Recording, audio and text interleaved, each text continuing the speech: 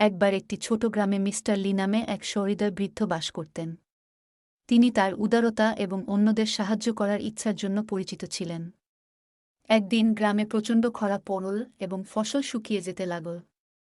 গ্রামবাসী তাদের জীবিকা নিয়ে চিন্তিত ছিল। মিগলি নিজে দরিদ্র হওয়া সত্ত্বেও তার শেষ ব্যাগ বীজ তার প্রতিবেশীদের সাথে ভাগ করার সিদ্ধান্ত নেন। তিনি বলেছিলেন, আমার কাছে হয়তো অনেক কিছু নেই, তবে আমরা সবাই মিলে এটি করতে পারি। তার নিঃস্বার্থ কাজ অন্যদেরও একই কাজ করতে অনুপ্রাণিত করেছিল এবং শীঘ্রই সমগ্র গ্রাম সম্পদ ভাগাভাগি করতে এবং একে অপরকে সমর্থন করতে একত্রিত হয়েছিল। তাদের সম্মিলিত প্রচেষ্টার ফলস্বরূপ গ্রামটি কেবল খরা থেকে রক্ষা পায়নি, সমৃদ্ধ হয়েছিল। গ্রামবাসীরা একতা, সহানুভূতির মূল্য এবং প্রয়োজনের সময় একে অপরকে সাহায্য করার গুরুত্ব শিখেছে।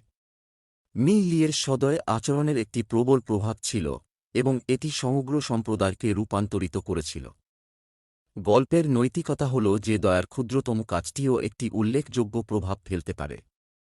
লোকেরা যখন একত্রিত হয় এবং একে অপরকে সমর্থন করে, তারা যে কোনো চ্যালেঞ্জকে অতিক্রম করতে পারে। এটি আমাদের নিঃস্বার্থতা এবং উদারতার গুরুত্ব শেখায়।